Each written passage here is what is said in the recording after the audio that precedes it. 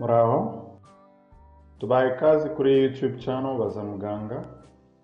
Uyu munsi turaza kuvuga ku kibazo cy'ama-infection bizwi mu kiganga nk'ikibazo cy'ama-infection y'imiyoboro y'inkari. Ariko mbere ya byose turaza kumenya infection ni iki. Iyo bakubwiye ngo urwaye infection, bamwe hari igihe ujya kwa muganga bakakubwira ngo ufite infection mu maraso, ufite infection ahantu runaka. Infection ni iki? Itandukaniye na infection tuza kureba ahangaha. Nibyo turaza kureba muri iyi video. Mbere ya byose turabasaba gukanda kuri subscribe nimba mutarabikora, mukande kuri like nimba utarabikora, kandi nimba ufite comment wayishyira mu gice cyabugenewe. Aho udafite comment wakwandikamo courage gusa, ibyo biba bibaye.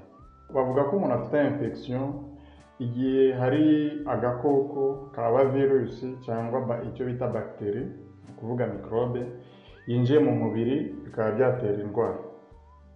Udukoko twose twinjiye mu mubiri siko dutera indwara, si nako dutera infection.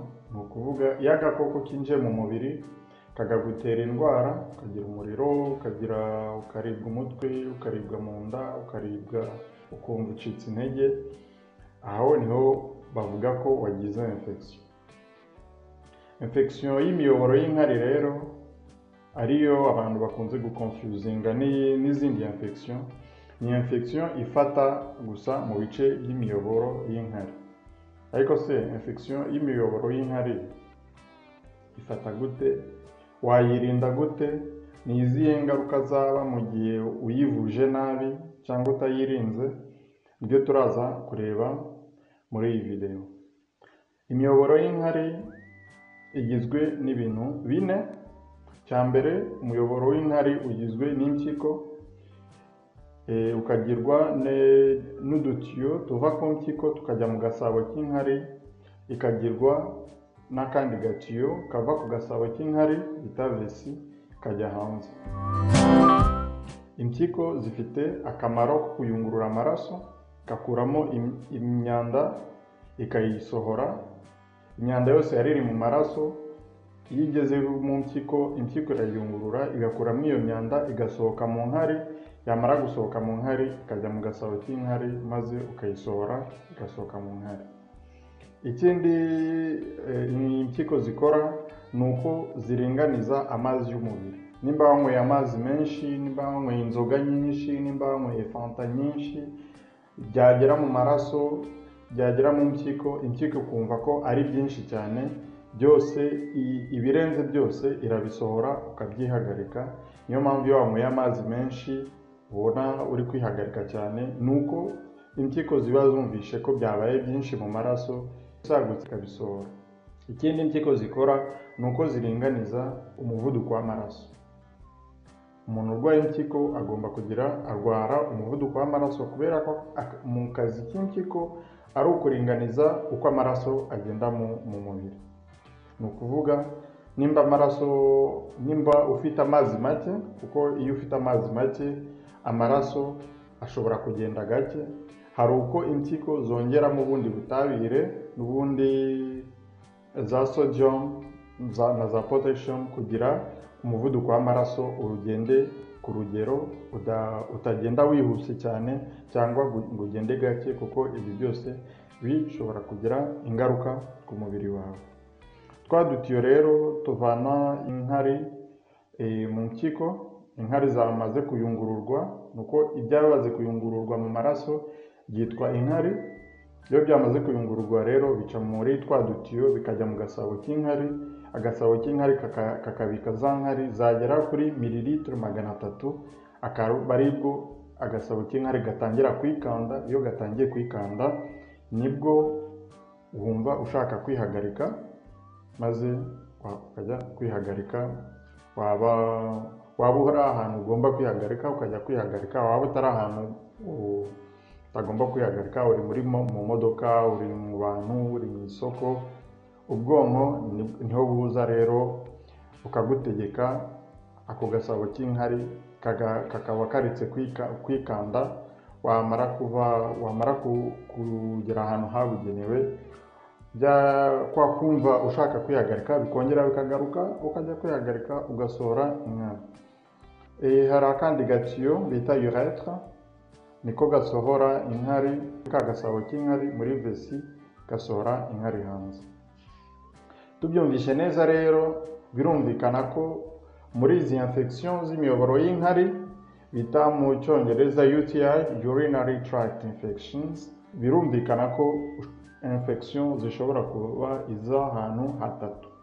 Infection ishobora kuba iyo hepfo kuri ka gatiyo kavana inkari mu gasabo k'inkari kazisohora hanze, bimwe twita uretrite, ni ukuvuga cyagiye uri kwihagarika ukumva uri kuryaryatwa, ukumva uri kubabara cyane, wagira ngo inkari ziri kugutwika, uburwaye infection bita uretrite. Ni ukuvuga ka gatiyo kaba kajyanye inkari hanze niko kaba gafite ikibazo, utwo dukoko tuba twahafashe, tuba twazanyeho udusebe duto ku buryo iyo uri kwihagarika izo nkari zihatwika, zisa nk'izihatwika, ukumva umeze nk'uri gushya, ukaribwa, bikaba ngombwa kujya kwa muganga.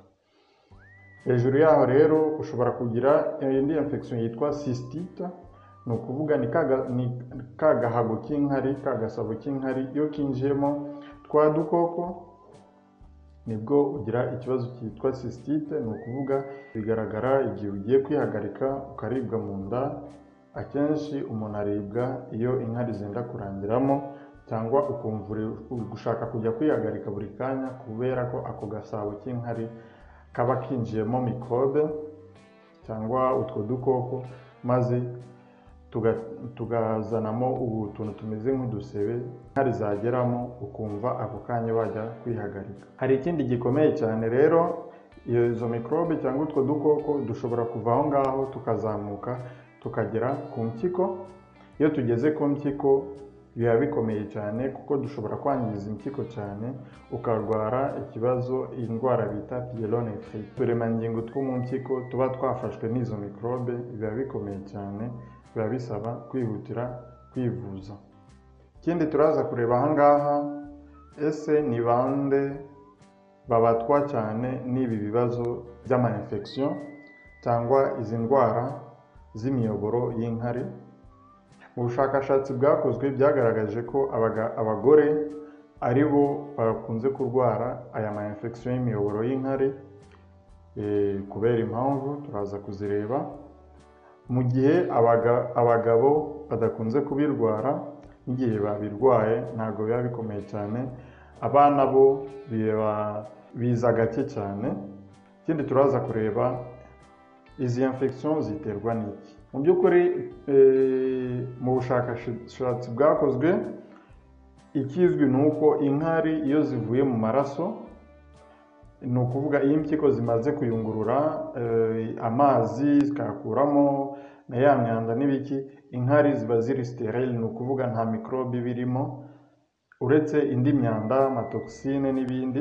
Ni ukuvuga uburozi cyangwa ubutabire ushobora kwangiza umubiri w'umuntu, ariko inkari mu by'ukuri ziba ziri sterile, ni ukuvuga nta gakoko kaba kari mu nkari. Inkari zitangira kwandura iyo zisohotse hanze, cyangwa iyo muri iyo miyoboro y'inkari harimo microbe, harimo twa dukoko, nibwo duhura na za nkari zigasohoka zanduye, zinuka cyangwa zisa ukuntu zidasa neza, kuko inkari zimeze neza ziba zimeze nk'amazi, ntabwo zinuka, ntabwo zihumura, ziba ziri aho ngaho. Ni ukuvuga nimba inkari zawe zinuka, biba bishoboka ko ufite ikibazo cy'ama-infection.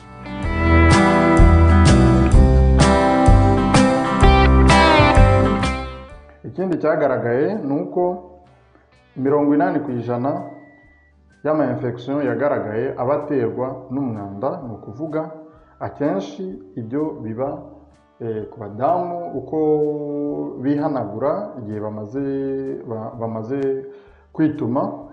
kwituma, arihanagura akavana ya myanda inyuma ayijyana imbere, yayerekeza ku muyoboro w'inkari, ya mikorobe twa dukoko tuba turi muri wa musarani tukinjira mu miyoboro w'inkari tukazamuka tukaba twamutera ibi bibazo twita ama infection. Ikindi gishobora gutera ama infection ni ugukora imibonano idakingiye n'umuntu utizeye, umuntu utazi cyangwa utizeye cyangwa utipimishije, mugakorana imibonano mpuzabitsina akagutera icyo twita imitezi. Iyo mitezi akenshi iterwa n'udukoko twitwa gonocoque cyangwa utundi dukoko twitwa chlamydia. Mu buryo bwo kubyirinda rero, birumvikana ko mu gihe ugiye gukora imibonano mpuzabitsina ugomba kubikora wikingiye, cyangwa igihe ugiye kwituma ugomba kujyana ukwihanagura imyanda uyijyana inyuma aho kuyizana imbere. Ku bantu batarakora subscribe, turabibutsa gukora subscribe. Nimba utarakora like, wakanda kuri like. Nimba utarandika comment, wakwandika muri comment nimba ari icyo wifuza, cyangwa nimba nta kindi wifuza ukandikamo courage gusa, biba bihagije.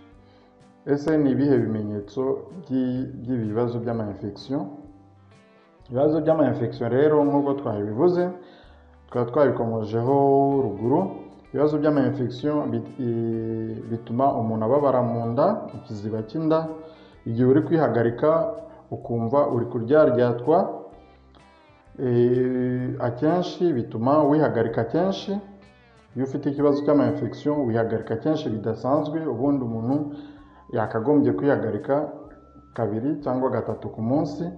Igihe utanguye amazi menshi cyangwa utanguye ibinyobwa byinshi, ushobora kwihagarika 3 ku munsi.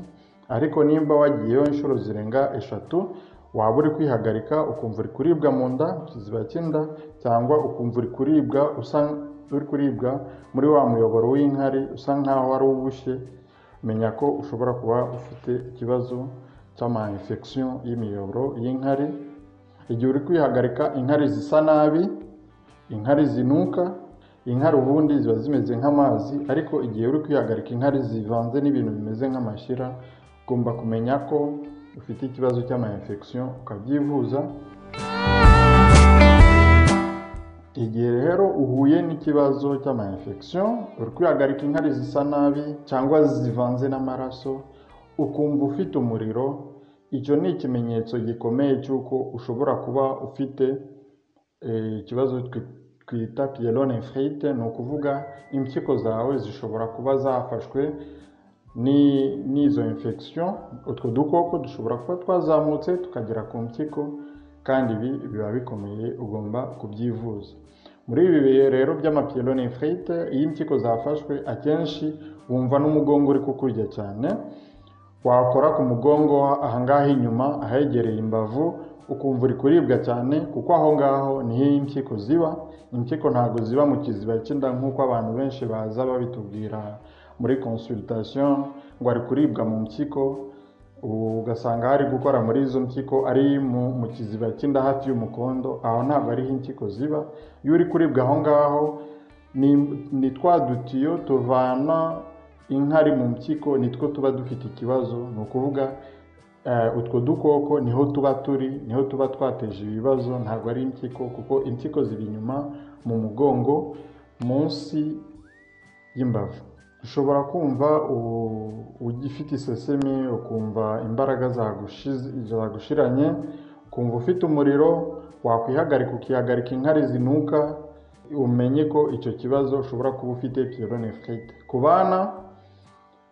abana kenshi nimba ufite umwana w'imyaka irenze 5, ukabona ni umwana wari usanzwe atihagarika mu buriri, atanyara mu buriri, ugasanga yabyutse nyuma y'iminsi afite umuriro, ari kunyara mu buriri, amaze iminsi 2, 3 anyara mu buriri, birashoboka ko nawe yaba afite icyo kibazo cy'izi infection y'imiyoboro y'inkari.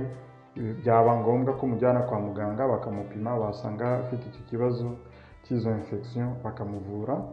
Ku Ku bantu bakuze rero cyane cyane abagabo, ku bagabo bari hejuru y'imyaka 45 akenshi bagira ibibazo by'icyo twita hypertrophie de la prostate, ni ukuvuga prostate yabo.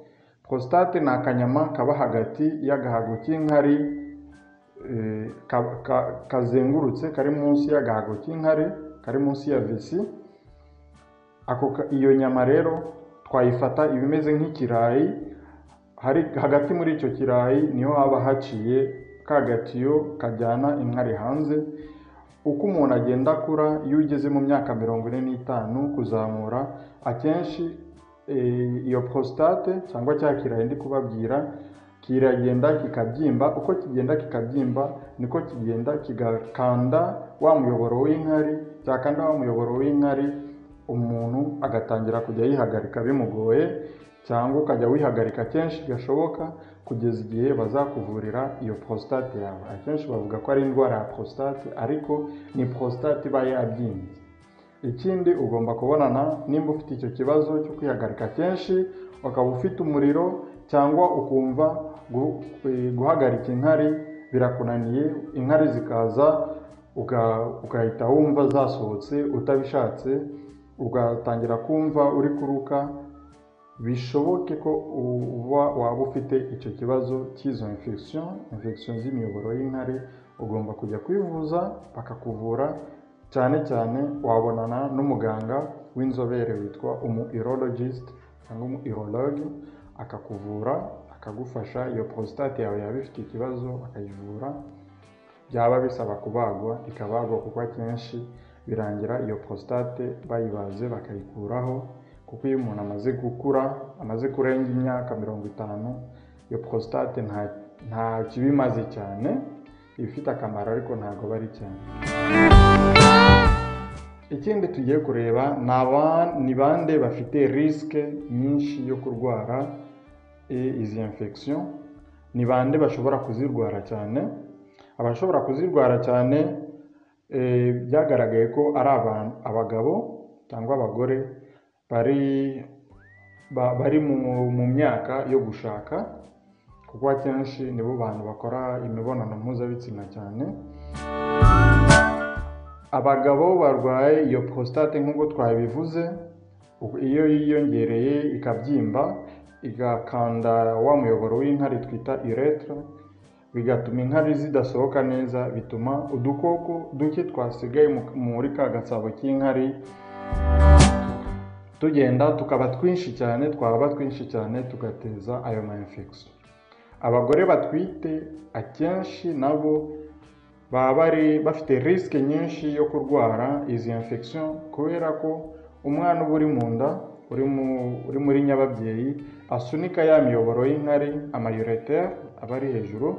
Amayureter ni ya miyoboro y'inkari iva ku mpyiko ikamanuka ikajya mu gahago k'inkari. Iyo umwana ari kugenda akura rero, nyababyeyi iragenda igasunika ya miyoboro y'inkari, ku buryo inkari zisohokamo bizigoye. Iyo zisohotse bizigoye rero, umudamu ashobora kwihagarika bimugoye. Muri kwa kwihagarika bimugoye rero, udukoko tugakuriramo tukaba twinshi, maze bikaba byamutera aya ma infection. Abagore bamaze kugera muri menopause, bacuze, abagore bari hejuru y'imyaka 45-50, kubera imisemburo yabo iba yahindutse, bishobora kubatera nabyo ibyo bibazo by'ama infection, kubera ko utwo dukoko rero dushobora kugeramo tugasanga imisemburo n'ubwirinzi, abasirikare b'umubiri ari bake cyane, tukaba twakuriramo cyane, bikamutera ama infection. Hari andi ma infection tugiye kubona ahangaha, ni ama infection akunze kuba ku bantu bashakanye, babonanye ubwa mbere. Nimba mwarashakanye mukaba mumaze mwaririnze mutarabonanye mu gihe mwari mukiri abafiancé, mumaze imyaka 5 mutabonana, nta no gucana inyuma birimo, mwajya guhura mukabikora cyane, ubushakashatsi bwagaragaje ko mushobora kurwara ama infection icyo bita cystite de lune de miel. Mu kinyarwanda twabyita ko ari infection zo mu kwezi kwa buki. ibyo bikunze kubaho ku bantu batabizi, bishobora kubateza amakimbirane, ariko iyo umaze gusobanukirwa, umaze kureba iyi video, ibyo ntabwo byagutera ikibazo, kubera ko umaze gusobanukirwa ko byatewe n'iyo mibonano mpuzabitsina muba mwakoze cyane, mukabikora inshuro nyinshi, bikaba byatuma inkari zidasohoka, maze utwo dukoko tukaboneraho twakwiyongera cyane, ugagira icyo kibazo cy'ama-infection. Ikindi twabona ni uko imihango, abakobwa bajya mu mihango, abagore bajya mu mihango, iyo utirinze neza, tuzi ko ya maraso asohoka nayo aba asohoka akenshi ashobora kwivanga n'umwanda hanze, wa mwanda ukaba urimo udukoko, twa dukoko tuba dushobora kuzamuka mu miyoboro y'inkari tukagutera aya ma-infection. Ikindi twareba aha ngaha ni ku bantu bakora imibonano mpuzabitsina bahuje igitsina, cyane cyane abo bita abahomosexuel. Abahomosexuel hari ibyo bakora bita sodomi, cyangwa abandi. Ibyo bita sodomi rero, iyo mubikoze mutabanje gukoresha agakingirizo, ubushakashatsi bwagaragaje ko bishobora kubatera ama-infection. Turabibutsa gukanda kuri subscribe nimba mutarakanda kuri subscribe, wakanda kuri like, ugasangiza iyi video inshuti zawe cyangwa amagroupe WhatsApp muba mufite, ukayisangiza kugira ubumenyi bugere ku bantu bose. Ni gute twakwirinda ibibazo by'ama-infection? Twakwirinda ibibazo by'ama-infection dukoresheje uburyo bworoshye cyane. Cya mbere ni ukunywa amazi, cyane cyane ukanywa amazi mu gitondo igihe ubyutse. Nimba ushobora kunywa litiro y'amazi, unywa litiro y'amazi. Nyuma y'amasaha 2 unywa icyayi, unywa igikoma, ugira akantu urya kugira inzara itaza kukwica. Bwa kabiri, tujye tureka ibintu byo gufatira inkari cyane. Iyo wumvishe ushaka kwihagarika, reba ahantu habugenewe wihagarike, kuko iyo inkari zitinze cyane muri ako gahago k'inkari, ushobora kuguteza ama-infection. Akaba ari ibintu bikunze kuba ku badamu cyane cyane iyo batihagaritse. Igihe bumvishe inkari, bashaka kwihagarika, akenshi iyo abigize akamenyero, bigeraho bikazamutera ama-infection. Noneho ya ama-infection akazaba chronique. Chronique ni ukuvuga akajya ahora arwara ama-infection buri mezi 2, buri mezi 3, akajya ahorana n'ama-infection. Kandi ama-infection iyo yahoranye atayivuje neza, adakoze bwa buryo bwo kwirinda, ushobora kumuteza ibindi bibazo. Ku badamu, ikindi, abakobwa, ugomba kwirinda igihe uri kwituma. Umaze kwituma, ugomba kwihanagura imyanda uyijyana inyuma. Nimba wihanaguza toilet paper, papier hygienique, fata imyanda uyijyana inyuma, ujugunye, ufate indi toilet paper wihanagure, maze umaking sure yuko imyanda yose wihanaguye wayikuyeho. Ibyo bizakurinda izo infection z'imiyoboro y'inkari. Abadamu b'abasirimu rero mugomba kwirinda ibintu by'ama-parfum, ama-deodorant mu myanya y'ibanga. Ama-deodorant n'ama-parfum mu myanya y'ibanga atera ama-infection cyane, kandi abantu akenshi bitera ama-parfum mu myanya y'ibanga bagira ngo ni ubusirimu, kandi baba bari kwitera ibibazo. Ikindi twareba, igihe mugiye gukora imibonano mpuzabitsina n'umuntu utizeye, ugomba gukoresha agakingirizo, kuko iyo utagakoresheje n'ubundi akakwanduza za mburugu, akakwanduza imitezi n'ibindi bibazo tutavuze ngaha. Ku bagabo, tugomba kumenya ko igihe uzi ko ukuze, uri hejuru y'imyaka 45, ugomba kwirinda. Igihe ushaka kwihagarika, ugomba kwihagarika ako kanya. Ikindi tutavuze ku bagore, nimba ufite ikibazo cyo kwihagarika, ugomba kubonana na muganga. Ikindi twavuga ni uko igihe umaze gukora imibonano mpuzabitsina, mugomba gukaraba amazi. Ni ugukaraba amazi imyanya y'ibanga, mukayikaraba n'amazi ya myanda y'amatembabuzi yabasigayeho yose, ni ahantu utwo dukoko dushobora gukurira cyane tukiyongera. Rero biba byiza iyo mumaze gukora imibonano mpuzabitsina mugakaraba amazi. Ntabwo mvuze gukaraba n'isabuni, ni ugukaraba n'amazi gusa, kuko iyo ukarabye n'isabuni, cyane ku badamu, iyo akarabye n'isabuni hari utundi dukoko yica kandi ari udukoko tw'ingenzi. Udukoko twose ntabwo bari udukoko twica cyangwa dutera infection. Hari udukoko abadamu bagira mu myanya y'ibanga yabo twita bacille de Doederlein. Iyo bacille de Doederlein iba mu myanya y'ibanga y'abadamu kandi niyo ifasha kwica utundi dukoko tuba dushobora kwinjiramo. Iyo ukoresheje isabuni rero, utwo dukoko twitwa bacille de Doederlein uratwica, watwica maze utundi dukoko twagutera infection twasohoka hanze tukinjira mu mubiri wawe, bikaba byagutera ama infection. Rero tujye twirinda, abadamu, kwirinda gukaraba n'isabuni mu myanya y'ibanga. Ikindi tugiye kureba aha ngaha ni complication cyangwa ingaruka z'ama infection. Ama infection yatavuwe neza twabonye ko bishobora kudutera pyélonéphrite. Infection y'imiyoboro y'inkari itavuwe neza ishobora kujya mu myanya y'ibanga, kaba yagutera icyo bita salpingite, ni ukuvuga amatrompe. Amatrompe ni udutiyo tuva ku murerantanga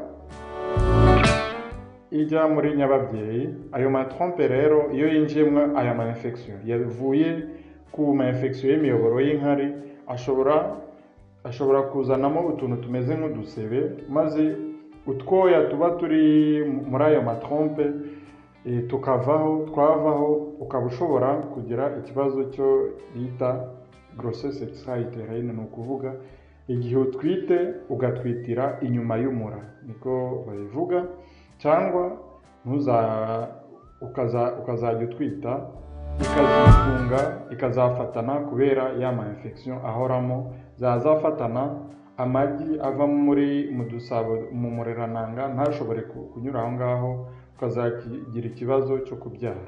Ku bagabo rero icyo tuzi muri izi ndwara z'ama infection ni uko ushobora kugira ikibazo cy'ibyo bita rétrécissement urétral, ni ukuvuga ako gatiyo kavana imiyoboro inkari mu gahago k'inkari imanura hanze, gashobora kwifunga kubera ya ma infection ahoraho utivuza neza. Ako gatiyo kamara kwifunga rero, kwihagarika bikazakugora, kazaba ngombwa ko bagushiriramo sonde, ukazajya wihagarikira muri sonde. Murumva rero ko ari ikibazo gikomeye, ari ikibazo tugomba guhagurukira, tugomba kwirinda. Bishobora kugutera ikindi, ku mugabo bishobora kumutera icyo bita prostatite, ni ukuvuga ya prostate, cya kirayi twavuze kiba kizengurutse ka gatiyo uretre, gishobora kuzamo izo infection, bikaba byagutera ibindi bibazo. So ni gute twivuza izi ndwara z'imiyoboro y'inkari? Kwivuza indwara z'imiyoboro y'inkari ni ibintu byoroshye cyane. Hari imiti bita antibiotique ivura ibyo bibazo. Hari za nitrofurantoine bashobora kuvuza mu minsi 5, mu minsi 7, mu minsi 3, biterwa. Ariko hari n'indi miti itagoye cyane. Ushobora gufata ceftriaxone, bakagutera ceftriaxone miligramu 500, ukongeraho ibinini byitwa azithromycine, ukabinywa rimwe gusa. Ceftriaxone bagutera rimwe, azithromycine ukanywa ibinini 2, ugahita ukira. Iyo ibyo bibazo byajemo amapyélonéphrite rero, biba ngombwa ko baguha imiti bita levofloxacin, imiti bita maquinolone. Harimo za levofloxacin, harimo za ciprofloxacin, ugomba gufata mu minsi 14 kugira izo pyélonéphrite zikira. Iyo ufite ibibazo by'amaprostatite rero, ugomba gufata ayo antibiotique za nitrofurantoine cyangwa amoxicilline cyangwa augmentin mu byumweru 3. Ibindi twamenya ni uko kugira wirinde burundu ibyo bibazo, ugomba kwirinda kunywa kawa nyinshi, ugomba kwirinda kunywa inzoga nyinshi, ugomba kwirinda kunywa ibinyobwa birimo gaze harimo za fanta, za coca n'ibindi abantu bakunze kunywa mu birori, mugomba kubyirinda, cyangwa wabinywa ukabinywa gake gashoboka. Ikindi ugomba kwirinda ni ukwirinda ibiryo birimo urusenda rwinshi. Ibyo byose turavuga ni ukubyirinda kubera ko biteza ikibazo muri ka gahago k'inkari, bikaba byatuma uhora wihagarika buri kanya. Tukaba tubashimiye abakurikiye iyi video kugeza ku musozo, tukaba tubasaba gukora subscribe nimba mutarabikora, mugakanda kuri like, mwaba mutarakanda kuri like, muri comment mukandikamo courage. Murakoze, naho ubutaha. Mufite igitekerezo mwatwandikira muri comment cy'ikindi kiganiro mwifuza, bakwandika muri comment tukazabibategurira, tukazabishyira ahangaha. Naho ubutaha, bye.